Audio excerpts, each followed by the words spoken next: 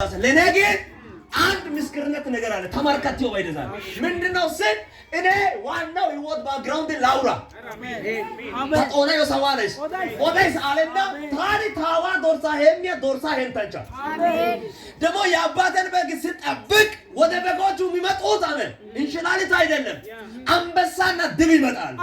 በዚያን ጊዜ ከኔ ጋር 7 ወንድሞች አሉ፣ ግን ከኔ ጋር የሉ አወና ያደስ ላፑሻት ጎበቲ ኦራንቻት ዶሶና ኤሊያማ ዶሺ ታላራማ ነው ቆና እኔ ግን ሀገራ በተጠብቅ ጊዜ ባታነጮ ያረጥሩና እኔ ግን ይከተላሉ።